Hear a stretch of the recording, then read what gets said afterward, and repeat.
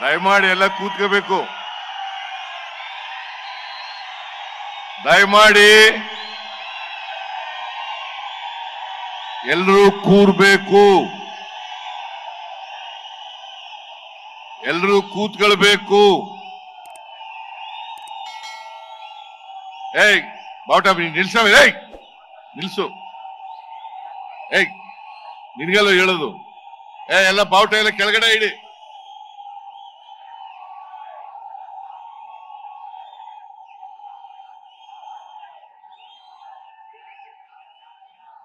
ಅಖಿಲ ಭಾರತ ಕೂತ್ಕೊಳ್ರಿ.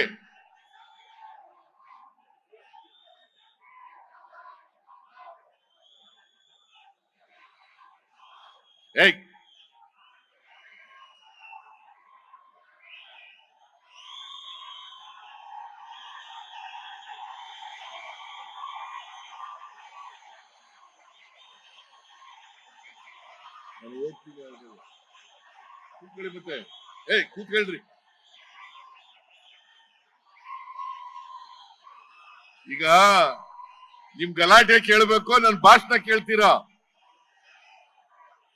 ದಯಮಾಡಿ ಕೂತ್ಕೊಳ್ಳಿ ಪ್ಲೀಸ್. ನಿಮ್ಮ ಅಭಿಮಾನಕ್ಕೆ, ನಿಮ್ಮ ಪ್ರೀತಿಗೆ ಸಹಸ್ರ ಸಹಸ್ರ ಧನ್ಯವಾದಗಳು. ಕೂತ್ಕೊಳ್ಳಿ ಪ್ಲೀಸ್. ಕೂರ್ರಿ.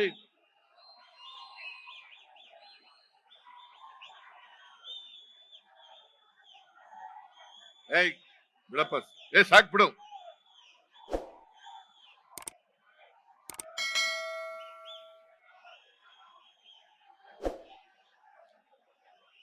ಅಖಿಲ ಭಾರತ ಕಾಂಗ್ರೆಸ್ ಪಕ್ಷದ ಪ್ರಧಾನ ಕಾರ್ಯದರ್ಶಿಗಳು, ಕರ್ನಾಟಕ ರಾಜ್ಯದ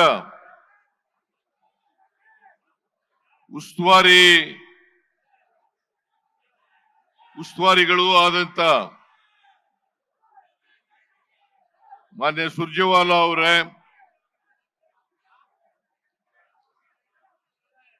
ಪ್ರದೇಶ ಕಾಂಗ್ರೆಸ್ ಸಮಿತಿಯ ಅಧ್ಯಕ್ಷರು, ರಾಜ್ಯದ ಉಪಮುಖ್ಯಮಂತ್ರಿಗಳು ಆದಂತ ಶ್ರೀ ಡಿ.ಕೆ. ಶಿವಕುಮಾರ್ ಅವರೇ,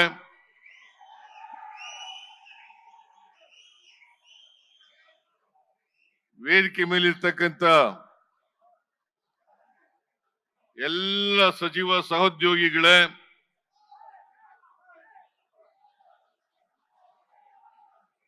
ಶಾಸಕ ಮಿತ್ರರೇ, ಸಂಸತ್ತಿನ ಸದಸ್ಯರುಗಳೇ, ಮಾಜಿ ಶಾಸಕರೇ, ಮಾಜಿ ಸಂಸತ್ ಸದಸ್ಯರುಗಳೇ,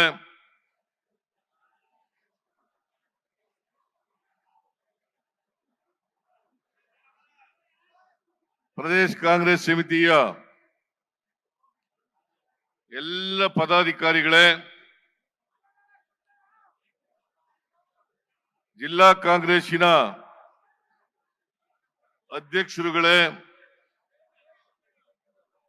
ಮುಂಚೂಣಿ ಘಟಕಗಳ ಎಲ್ಲ ಪದಾಧಿಕಾರಿಗಳೇ,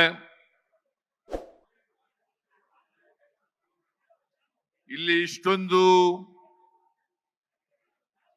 ಬೃಹತ್ ಸಂಖ್ಯೆಯಲ್ಲಿ ಸೇರಿರ್ತಕ್ಕಂಥ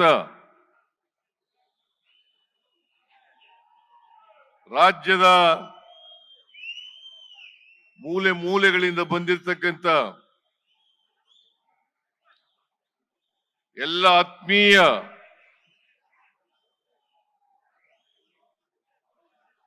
ಕಾರ್ಯಕರ್ತ ಬಂಧುಗಳೇ, ತಾಯಂದಿರೇ, ಎಲ್ಲ ಯುವಕ ಮಿತ್ರರೇ,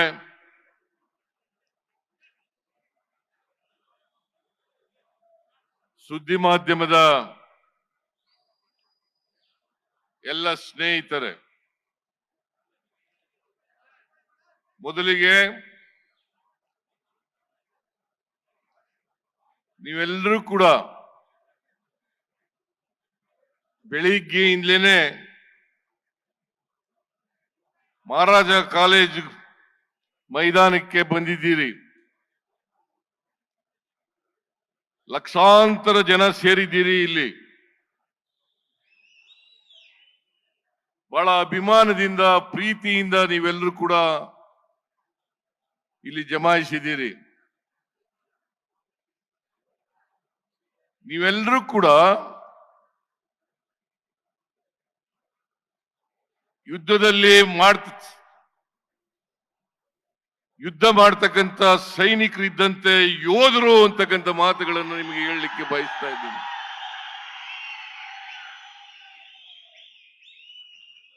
ಪ್ರಜಾಪ್ರಭುತ್ವಕ್ಕೆ ಅಪಾಯ ಬಂದಾಗ, ಸಂವಿಧಾನಕ್ಕೆ ಅಪಾಯ ಬಂದಾಗ ಈ ದೇಶದಲ್ಲಿ ನೀವೆಲ್ಲರೂ ಕೂಡ ಯೋಧರಂತೆ ಹೋರಾಟ ಮಾಡ್ತಿ ಪ್ರಜಾಪ್ರಭುತ್ವವನ್ನ, ಸಂವಿಧಾನವನ್ನ ರಕ್ಷಣೆ ಮಾಡ್ತಕ್ಕಂಥ ಕೆಲಸವನ್ನ ನೀವು ಮಾಡ್ತೀರಿ.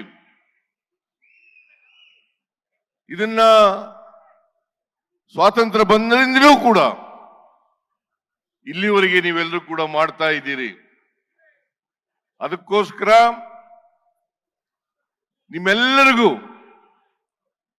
ಕರ್ನಾಟಕದ 7 ಕೋಟಿ ಕನ್ನಡಿಗರಿಗೆ ನನ್ನ ಹೃತ್ಪೂರ್ವಕವಾದಂತಹ ಧನ್ಯವಾದಗಳನ್ನ ಈ ಸಂದರ್ಭದಲ್ಲಿ ಹೇಳಲಿಕ್ಕೆ ಬಯಸ್ತಾ ಇದ್ದೇನೆ. ಇವತ್ತು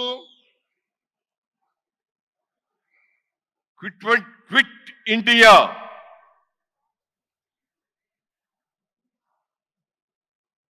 ಚಳವಳಿಯ ದಿನ. ಮಹಾತ್ಮ ಗಾಂಧೀಜಿಯವರು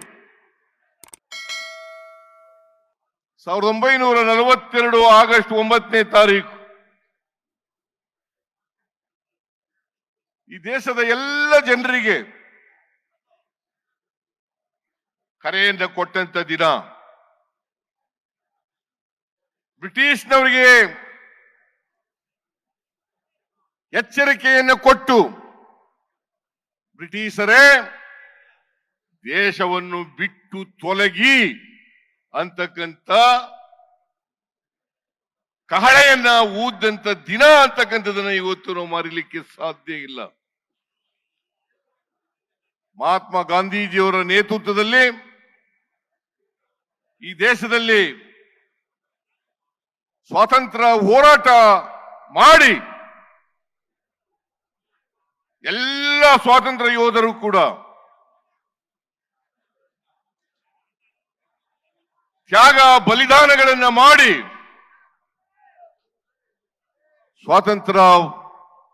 ಸ್ವಾತಂತ್ರ್ಯವನ್ನು ನಮ್ಮೆಲ್ಲರಿಗೂ ಕೂಡ ಲಭಿಸಿಕೊಟ್ರು. ಅಂತಿಮ ಕರೆಯನ್ನ ಮಹಾತ್ಮ ಗಾಂಧೀಜಿಯವರು ಕೊಟ್ಟರು. ಬ್ರಿಟಿಷರೇ ಭಾರತವನ್ನು ಬಿಟ್ಟು ತೊಲಗಿ.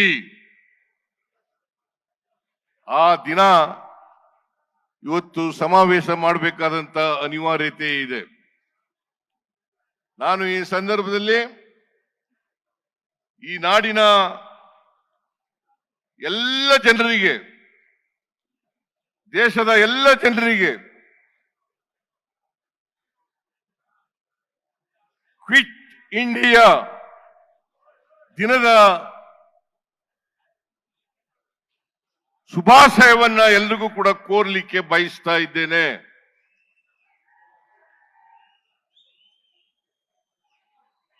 ಇವತ್ತು ನಮ್ಮ ನಾಡಿನಲ್ಲಿ ಮತ್ತು ದೇಶದಲ್ಲಿ ಕೋಮುವಾದಿಗಳನ್ನ, ಜಾತಿವಾದಿಗಳನ್ನ,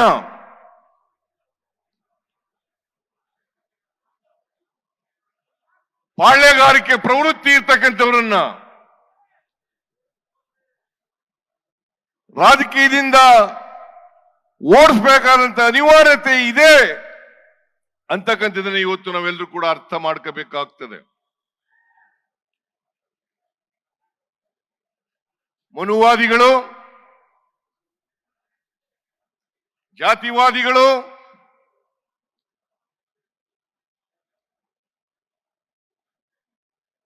ಹಾಗೂ ಪಾಳ್ಯಗಾರಿಕೆ ಪ್ರವೃತ್ತಿ ಇರ್ತಕ್ಕಂಥವ್ರು ಇವ್ರು ಯಾರು ಕೂಡ ಶೋಷಿತರು ಅಧಿಕಾರ ಮಾಡತಕ್ಕಂಥದನ್ನ ಸಹಿಸಲ್ಲ. ಇದನ್ನ ನಾವೆಲ್ಲರೂ ಕೂಡ ಒಕ್ಕೊಲಿನಿಂದ ಖಂಡಿಸಬೇಕಾಗ್ತದೆ, ವಿರೋಧ ಮಾಡಬೇಕಾಗ್ತದೆ. ಅದಕ್ಕೋಸ್ಕರವಾಗಿ ಈ ಸಮಾವೇಶವನ್ನ ಏರ್ಪಾಡು ಮಾಡಿರ್ತಕ್ಕಂಥದ್ದು.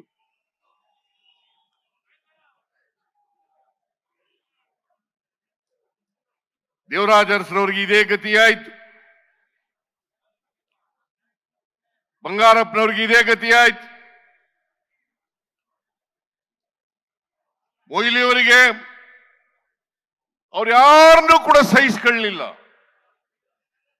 ಇದೇ ಕುಮಾರಸ್ವಾಮಿ, ದೇವೇಗೌಡರು,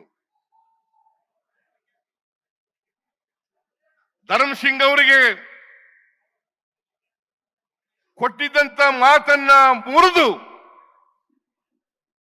ತಾವೇ ಅಧಿಕಾರಕ್ಕೆ ಬರ್ತಕ್ಕಂಥ ಕೋಮುವಾದಿಗಳ ಜೊತೆ ಸೇರ್ಕೊಂಡು ಅಧಿಕಾರಕ್ಕೆ ಬರ್ತಕ್ಕಂಥ ಪ್ರಯತ್ನವನ್ನ ಮಾಡಿದ್ರು, ಅಧಿಕಾರವನ್ನು ಮಾಡಿದ್ರು. 20 ತಿಂಗಳು ಹಂಚಿಕೊಂಡು ಅಧಿಕಾರ ಮಾಡಿದ್ರು. ದೇವೇಗೌಡರು ಮತ್ತು ಕುಮಾರಸ್ವಾಮಿ ಅವರು ಯಾವತ್ತೂ ಕೂಡ ಕೊಟ್ಟ ಮಾತಿನಂತೆ ನಡ್ಕೊಳ್ತಕ್ಕಂಥ ವ್ಯಕ್ತಿಗಳಲ್ಲ. ಸೇಡಿನ ರಾಜಕೀಯವನ್ನು ಮಾಡೋದರಲ್ಲಿ, ದ್ವೇಷದ ರಾಜಕಾರಣವನ್ನು ಮಾಡೋದರಲ್ಲಿ, ಬೇರೆಯವರು ಅಧಿಕಾರದಲ್ಲಿ ಇರ್ತಕ್ಕಂಥದನ್ನ ಸಹಿಸಲಿಕ್ಕೆ ಸಾಧ್ಯ ಆಗದೆ ಇರ್ತಕ್ಕಂಥ ಮನಸ್ಥಿತಿ ಇರ್ತಕ್ಕಂಥವರು ದೇವೇಗೌಡರು ಮತ್ತು ಅವರ ಕುಟುಂಬ ಅಂತಕ್ಕಂಥದನ್ನ ಇವತ್ತು ಅನಿವಾರ್ಯವಾಗಿ ಹೇಳಲೇಬೇಕು ಅಂತಕ್ಕಂಥ ಮಾತುಗಳನ್ನ ತಮಗೆ ತಿಳಿಸ್ಲಿಕ್ಕೆ ಬಯಸ್ತಾ ಇದ್ದೇನೆ. ನೀವೆಲ್ಲ ನೋಡಿದ್ರಿ ಟಿವಿನಲ್ಲಿ ಬಿಜೆಪಿಯವರು ಜೆಡಿಎಸ್ನವರು ಹೇಗೆ ಒಬ್ರಿಗೊಬ್ರು ಬೈದಾಡ್ಕೊಂಡಿದ್ರು. ದೇವೇಗೌಡರು ಹೇಳ್ತಾ ಇದ್ರು ಅಧಿಕಾರದಲ್ಲಿದ್ದ ಅವರು ಬಿಜೆಪಿಯವ್ರ ಜೊತೆ ಸೇರ್ಕೊಳ್ಳೋದಕ್ಕಿಂತ ಮುಂಚಿತವಾಗಿ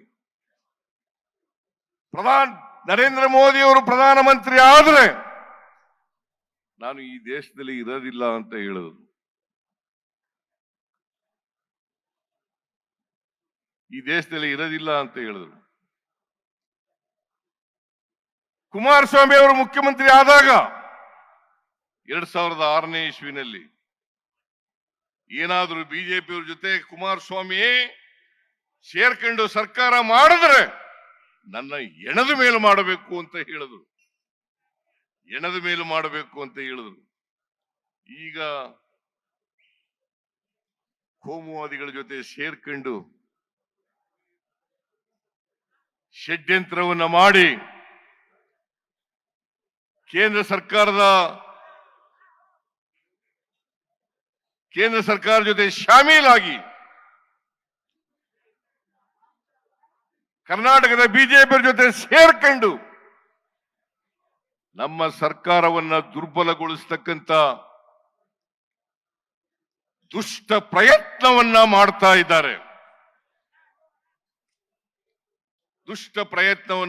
ಇದ್ದಾರೆ. ನಾನು ನಿಮಗೆ ತಿಳಿಸ್ಲಿಕ್ಕೆ ಬಯಸ್ತಾ ಇದ್ದೇನೆ, ಗೊತ್ತಿದೆ ನಿಮ್ಗೆಲ್ಲರಿಗೂ ಕೂಡ. ನಾನು 4 ದಶಕಗಳಿಂದ ರಾಜಕೀಯದಲ್ಲಿ ಇದ್ದೇನೆ. 4 ದಶಕಗಳಿಂದ ನಾನು 1984 ಆಗಸ್ಟ್ 17ರಂದು ಮಂತ್ರಿಯಾದೆ. ಅಂದಿನಿಂದ ಇವತ್ತಿನವರೆಗೆ ಅನೇಕ ಖಾತೆಗಳನ್ನು ನಿಭಾಯಿಸತಕ್ಕಂತ ಅವಕಾಶ ಸಿಕ್ಕಿತ್ತು. ನಿಮ್ಮೆಲ್ಲರ ಆಶೀರ್ವಾದ, ನಿಮ್ಮ ಆಶೀರ್ವಾದದ ಫಲದಿಂದ 4 ದಶಕಗಳ ಕಾಲ ಈ ರಾಜ್ಯದ ರಾಜಕೀಯದ ಮುಂಚೂಣಿನಲ್ಲಿರ್ತಕ್ಕಂಥ ಅವಕಾಶವನ್ನ ಒದಗಿಸಿಕೊಟ್ಟಿದ್ರಿ. ಈ 4 ದಶಕಗಳ ಕಾಲ ನಾನು ಮಂತ್ರಿಯಾಗಿದ್ದೆ, 2 ಸಾರಿ ಉಪಮುಖ್ಯಮಂತ್ರಿಯಾಗಿದ್ದೆ, 2 ಸಾರಿ ಡೆಪ್ಟಿ ಚೀಫ್ ಮಿನಿಸ್ಟರ್ ಆಗಿದ್ದೆ, 2 ಸಾರಿ ಮುಖ್ಯಮಂತ್ರಿ ಆಗಿದ್ದೇನೆ.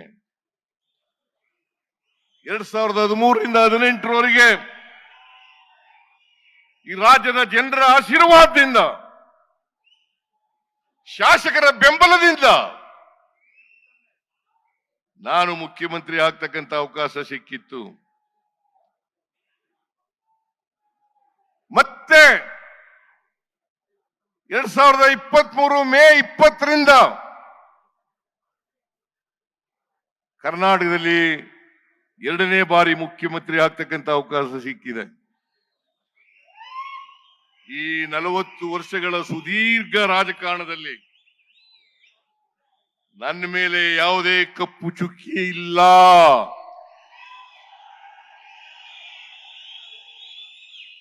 ನನ್ನ ರಾಜಕೀಯ ಜೀವನ ತೆರೆದ ಪುಸ್ತಕ.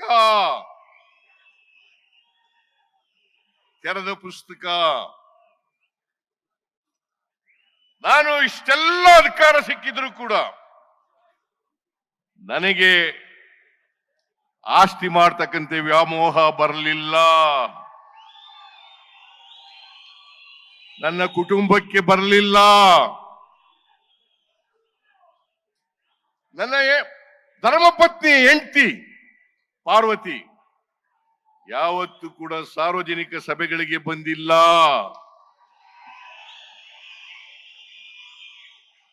ನಾನು ಮಂತ್ರಿ ಆಗಲಿ ಮುಖ್ಯಮಂತ್ರಿ ಆಗಲಿ ಪ್ರಮಾಣ ವಚನ ಸ್ವೀಕಾರ ಮಾಡತಕ್ಕಂಥ ಸಮಾರಂಭಕ್ಕೂ ಬಂದಿಲ್ಲ. ಬಹುಶಃ ಇಲ್ಲಿ ಕೂತಿರ್ತಕ್ಕಂಥ ಅನೇಕ ಜನರು ನನ್ನ ಹೆಂಡತಿ ಮುಖನೂ ಕೂಡ ನೋಡಿಲ್ಲ.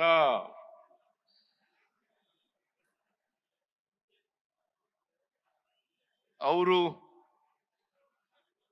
ತಪ್ಪು ಮಾಡಲಿಕ್ಕೆ ಸಾಧ್ಯನಾ?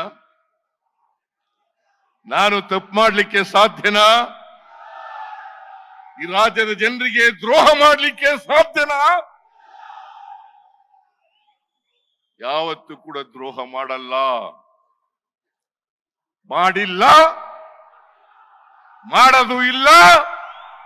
ನಾನು ಎಲ್ಲಿವರೆಗೆ ರಾಜಕೀಯದಲ್ಲಿ ಇರ್ತೀನಿ ಅಲ್ಲಿವರೆಗೆ ಮಾಡಲ್ಲ.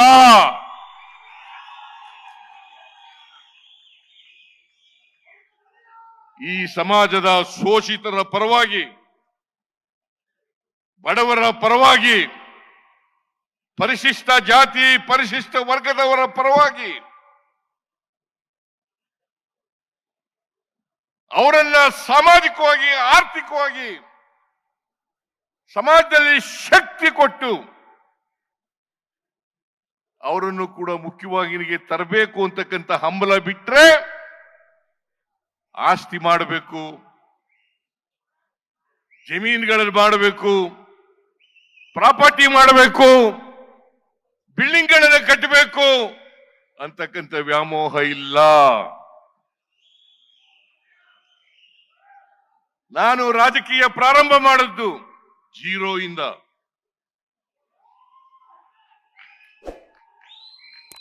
ನಿಮಗೆ ನಿಜ ಹೇಳಬೇಕು ಅಂದ್ರೆ 1983ನೇ ಇಸ್ವಿನಲ್ಲಿ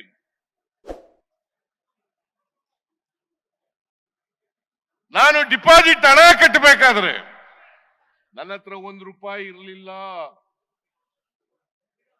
ನಾನು ಕೋರ್ಟ್ನಲ್ಲಿ ಲಾಯರ್ ಕೆಲಸ ಮಾಡ್ಕೊಂಡಿದ್ದೆ. ಮೈಸೂರು ತಾಲೂಕಿನ ಚಾಮುಂಡೇಶ್ವರಿ ಕ್ಷೇತ್ರದ ಎಲ್ಲ ಜನರು ಬಂದು ನೀವು ಚುನಾವಣೆಗೆ ನಿಲ್ಲೇಬೇಕು ಅಂತ ಹೇಳಿದ್ರು. ನಮ್ಮ ಆಫೀಸ್ ಕ್ಲರ್ಕ್ ಆನಂದ ಇವತ್ತು ಬದುಕಿಲ್ಲ. ಅವನಿಗೆ ಹೇಳಿ ಅವತ್ತು ಡಿಪಾಸಿಟ್ ಹಣ ₹250. ₹250 ಕೂಡ ನನ್ನ ಹತ್ರ ಇರಲಿಲ್ಲ. ಆ ₹250 ಆನಂದ ಕಟ್ಟಿದ. ಜನರೇ ದುಡ್ಡು ಕೊಟ್ಟು ಎಲೆಕ್ಷನ್ ಅನ್ನ ಗೆಲ್ಲಿಸಿದ್ರು. ಇಡೀ ಚುನಾವಣೆಗೆ ನಾನು ಸ್ವತಂತ್ರ ಅಭ್ಯರ್ಥಿಯಾಗಿದ್ದೆ.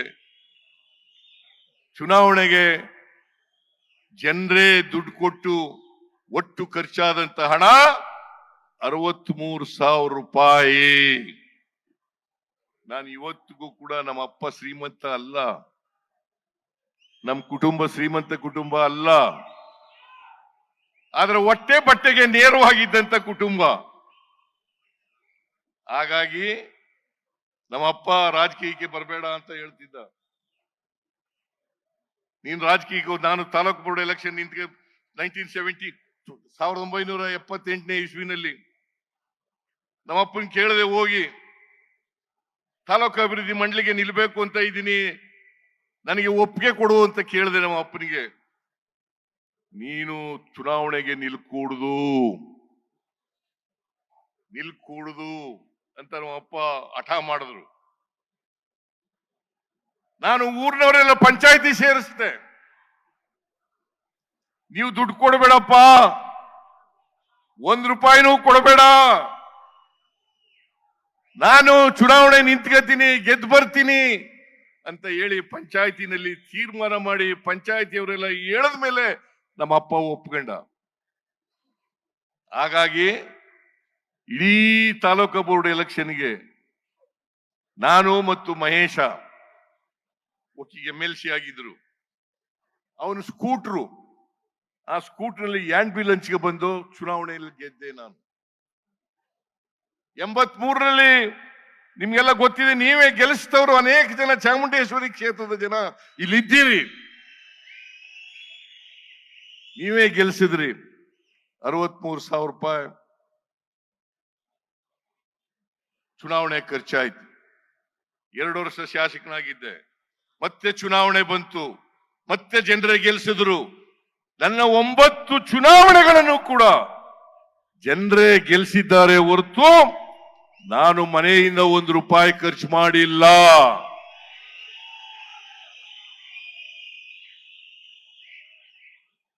ನಾನು ರಾಜಕೀಯವಾಗಿ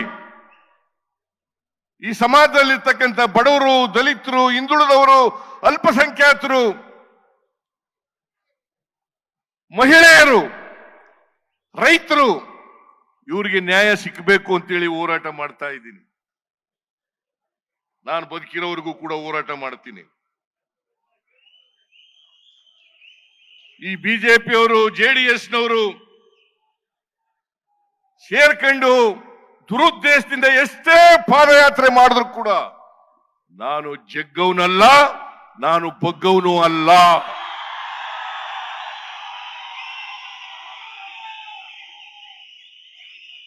ನಾನು ಜಗ್ಗವನು ಅಲ್ಲ, ಬಗ್ಗವನು ಅಲ್ಲ. ನಿಮ್ಮ ಆಶೀರ್ವಾದ ಎಲ್ಲಿವರೆಗಿರ್ತದೆ ಅಲ್ಲಿವರೆಗೆ ನನಗೆ ಯಾರೂ ಕೂಡ ಮುಟ್ಲಿಕ್ಕೆ ಸಾಧ್ಯ ಇಲ್ಲ.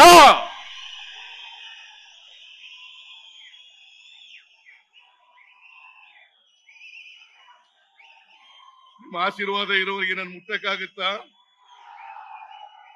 ಈ ಬಿಜೆಪಿಯವರು, JDSನವರು ನನ್ನನ್ನು ಅಲುಗಾಡಿಸ್ಲಿಕ್ಕೆ ಆಗುತ್ತಾ? ನಮ್ಮ ಸರ್ಕಾರ ತೆಗೆದಾಕಕ್ಕಾಗುತ್ತಾ? ಯಾಕಂತಂದ್ರೆ ನಾ 2ನೇ ಸಾರಿ ಮುಖ್ಯಮಂತ್ರಿ ಆಗ್ಬಿಟ್ಟಿದ್ದೀನಿ. ದೇವರಾಜ ಅರಸರವರ ನಂತರ ಸಂಪೂರ್ಣ 5 ವರ್ಷಗಳನ್ನ ಪೂರೈಸಿರ್ತಕ್ಕಂಥ ಯಾರಾದ್ರೂ ಮುಖ್ಯಮಂತ್ರಿ ಇದ್ರೆ ಅದು ಸಿದ್ದರಾಮಯ್ಯ ಅಂತಕ್ಕಂಥದನ್ನ ಕರ್ನಾಟಕದಲ್ಲಿ ತಿಳ್ಕೋಬೇಕಾಗ್ತದೆ. ಅದಕ್ಕೆ ಹೊಟ್ಟೆ ಉರಿ ಅವರಿಗೆ.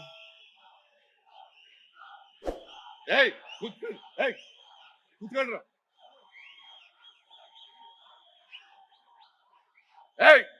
ಕೂತ್ಕೊಂಡ್ರ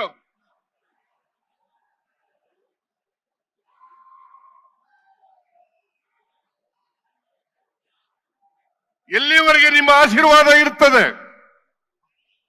ನಿಮ್ಮ ಪ್ರೀತಿ ಅಭಿಮಾನ ಇರ್ತದೆ, ಅಲ್ಲಿವರೆಗೆ ಬಿಜೆಪಿಯವರಿಂದಾಗ್ಲಿ JDSನವರಿಂದಾಗ್ಲಿ ನನ್ನನ್ನು ಅಲುಗಾಡಿಸ್ಲಿಕ್ಕೆ ಸಾಧ್ಯ ಇಲ್ಲ, ನಮ್ಮ ಸರ್ಕಾರವನ್ನ ಅಲುಗಾಡಿಸ್ಲಿಕ್ಕೆ ಸಾಧ್ಯ ಇಲ್ಲ. ನನಗೆ ಗೊತ್ತಿದೆ, ನೀವೆಲ್ಲರೂ ಕೂಡ ಯೋಧರಂತೆ ಹೋರಾಟ ಮಾಡೇ ಮಾಡ್ತೀರಿ ನನ್ನ ಪರವಾಗಿ ಅಂತಕ್ಕಂಥ ಸಂಪೂರ್ಣ ವಿಶ್ವಾಸ ನನ್ನಲ್ಲಿದೆ. ಮಹಾತ್ಮ ಗಾಂಧೀಜಿಯವರು, ಅಂಬೇಡ್ಕರ್ ಅವರು ಹೇಳ್ತಾ ಇದ್ರು, ನಮ್ಮ ಸಂವಿಧಾನಕ್ಕೆ ಕಿಂಚಿತ್ತು ಆಪತ್ತು ಬಂದಾಗ ನೀವೆಲ್ಲ ಹೋರಾಟವನ್ನ ಮಾಡಿ ಪ್ರಜಾಪ್ರಭುತ್ವವನ್ನು ಉಳಿಸಬೇಕು, ಸಂವಿಧಾನವನ್ನು ಉಳಿಸಬೇಕು ಅಂತಕ್ಕಂಥ ಮಾತುಗಳನ್ನ ಹೇಳ್ತಾ ಇದ್ರು. ಇವತ್ತು ನಾವು ಪ್ರಜಾಪ್ರಭುತ್ವಕ್ಕಾಗಿ, ಸಂವಿಧಾನಕ್ಕಾಗಿ ನಿಮ್ಮ ಆಶೀರ್ವಾದ ಬಲದಿಂದ ಹೋರಾಟವನ್ನ ಮಾಡ್ತಾ ಇದ್ದೇವೆ.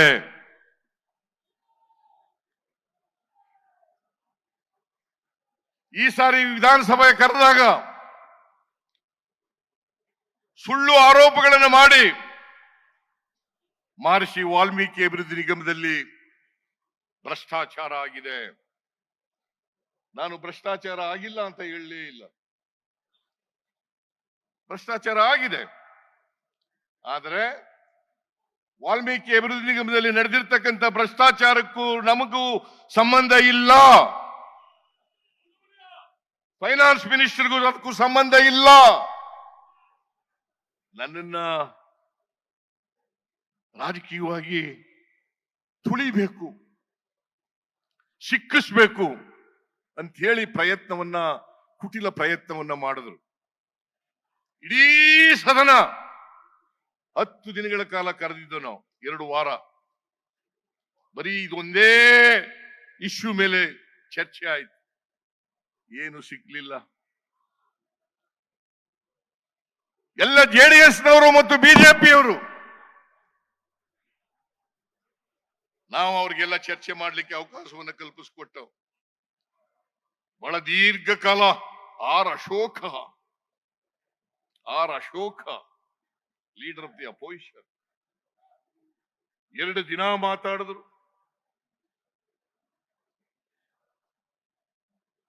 ಅಸಂಬದ್ಧವಾಗಿ ಮಾತಾಡಿದ್ರು. ಯಾವುದೇ ದಾಖಲಾತಿಗಳನ್ನ ಇಟ್ಟುಕೊಂಡು ಚರ್ಚೆ ಮಾಡಲಿಲ್ಲ.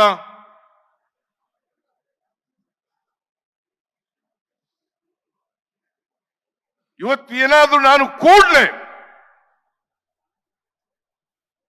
ಈ ವಿಚಾರ ಪ್ರಸ್ತಾಪ ಆದ ತಕ್ಷಣ, ಪತ್ರಿಕೆಯಲ್ಲಿ ಬಂದ ತಕ್ಷಣ SIT ರಚನೆ ಮಾಡಿ ತನಿಖೆ ಮಾಡಲಿಕ್ಕೆ ಪ್ರಾರಂಭ ಮಾಡಿ, ಯಾರು ವಾಲ್ಮೀಕಿ ಅಭಿವೃದ್ಧಿ ನಿಗಮ ಮಂಡಲದಲ್ಲಿ ಆರೋಪಿಗಳಿದ್ದಾರೆ ಅವರೆಲ್ಲರನ್ನು ಕೂಡ ಅರೆಸ್ಟ್ ಮಾಡಿದ್ರು. 12 ಜನರನ್ನು ಅರೆಸ್ಟ್ ಮಾಡಿದ್ದೀವಿ. 12 ಜನರನ್ನು ಅರೆಸ್ಟ್ ಮಾಡಿದ್ದೀವಿ. ಸ್ಪೆಷಲ್ ಇನ್ವೆಸ್ಟಿಗೇಷನ್ ಟೀಮ್ ಒಟ್ಟು ವಾಲ್ಮೀಕಿ ಅಭಿವೃದ್ಧಿ ಮಂಡಳಿನಲ್ಲಿ 84,63,00,000 ಭ್ರಷ್ಟಾಚಾರ ಆಗಿರ್ತಕ್ಕಂಥದ್ದು. 84,63,00,000. ಅದು ಅಲ್ಲಿರ್ತಕ್ಕಂಥ ಅಧಿಕಾರಿಗಳು ಮತ್ತೆ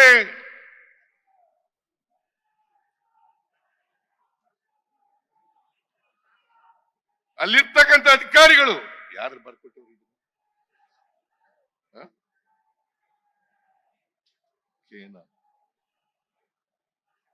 ಅಲ್ಲಿರ್ತಕ್ಕಂಥ ಅಧಿಕಾರಿಗಳು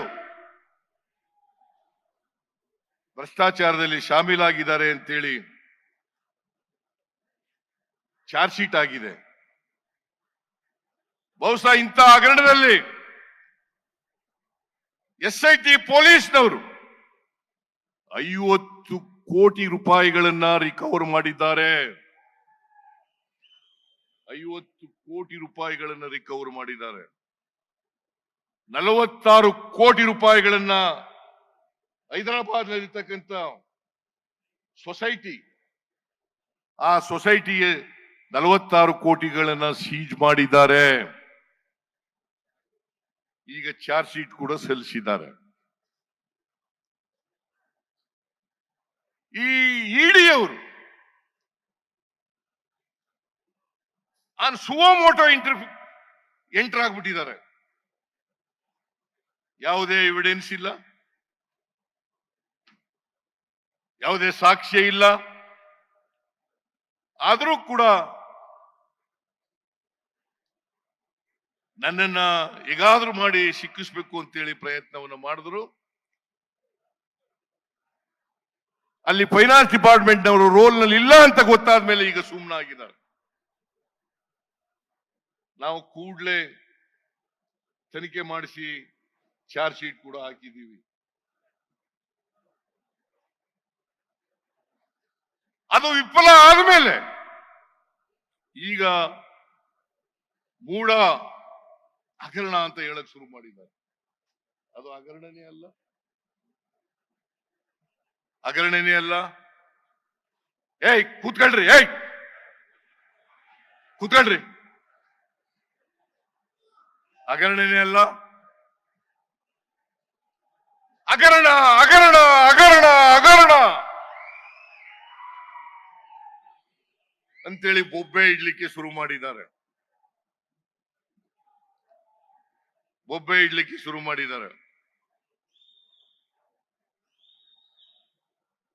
ಅಲ್ಲಿ ಯಾವುದೇ ತಪ್ಪು ಮಾಡಿಲ್ಲ, ನನ್ನ ಆದೇಶ ಇಲ್ಲ, ನನ್ನ ಪತ್ರ ಇಲ್ಲ, ನನ್ನ ಸ್ಟೇಟ್ಮೆಂಟ್ ಇಲ್ಲ. ಆದರೂ ಕೂಡ ಸಿದ್ದರಾಮಯ್ಯ ರಾಜೀನಾಮೆ ಕೊಡಬೇಕು, ಸಿದ್ದರಾಮಯ್ಯ ರಾಜೀನಾಮೆ ಕೊಡಬೇಕು. ಯಾರು ಅಶೋಕ, ಯಡಿಯೂರಪ್ಪ, ವಿಜಯೇಂದ್ರ, ಕುಮಾರಸ್ವಾಮಿ, ಇವ್ರು ಯಾವ ನೈತಿಕತೆ ಇದೆ? ಇವರಿಗೆ ನನ್ನ ರಾಜೀನಾಮೆ ಕೇಳ್ತಕ್ಕಂಥ ಯಾವ ನೈತಿಕತೆ ಇದೆ? ಯಡಿಯೂರಪ್ಪನವರು ಅವ್ರಿಗೇನಾದ್ರು ಮಾನ ಮರ್ಯಾದೆ ಇದ್ದಿದ್ರೆ ರಾಜಕೀಯದಿಂದ ನಿವೃತ್ತಿ ಆಗಬೇಕಾಗಿತ್ತು. 82 ವರ್ಷ ಅವರಿಗೆ, 82 ವರ್ಷ ಸೆಕ್ಷುವಲ್ ಹೆರಾಸ್ಮೆಂಟ್ ಮಾಡಿ ಪೋಕ್ಸೋ ಕೇಸ್ನಲ್ಲಿ ಸಿಕ್ಕಾಕೊಂಡು ಚಾರ್ಜ್ ಶೀಟ್ ಹಾಕಿದ್ದಾರೆ ಅವ್ರ ಮೇಲೆ. ಪೋಕ್ಸೋ ಕೇಸ್ನಲ್ಲಿ ಸಿಕ್ಕಾಕೊಂಡು ಚಾರ್ಜ್ ಶೀಟ್ ಹಾಕಿದ್ದಾರೆ. ಅವರು ನಮಗೆ ಬುದ್ಧಿವಾದ ಹೇಳೋದು ರಾಜೀನಾಮೆ ಕೊಡಿ, ರಾಜೀನಾಮೆ ಕೊಡಿ, ರಾಜೀನಾಮೆ ಕೊಡಿ. 10ನೇ ತಾರೀಕಿನೊಳಗಡೆ ರಾಜೀನಾಮೆ ಕೊಟ್ಬಿಡಬೇಕು. What moral right he has? Mister ಯಡಿಯೂರಪ್ಪನವರೇ, ನೀವು 1-2 ಹಗರಣಗಳನ್ನು ಮಾಡಿರೋದು ನೀವು ಅಧಿಕಾರದಲ್ಲಿದ್ದಾಗ. ಸುಮಾರು 18-20 ಹಗರಣಗಳಲ್ಲಿ ಸ್ವತಃ ಯಡಿಯೂರಪ್ಪನವರೇ ಪಾಲ್ದಾರರಲ್ಲಿ ಸಿಕ್ಕಾಕೊಂಡಿದ್ದಾರೆ. 18-20 ಹಗರಣಗಳಲ್ಲಿ ಸಿಕ್ಕಾಕೊಂಡಿದ್ದಾರೆ.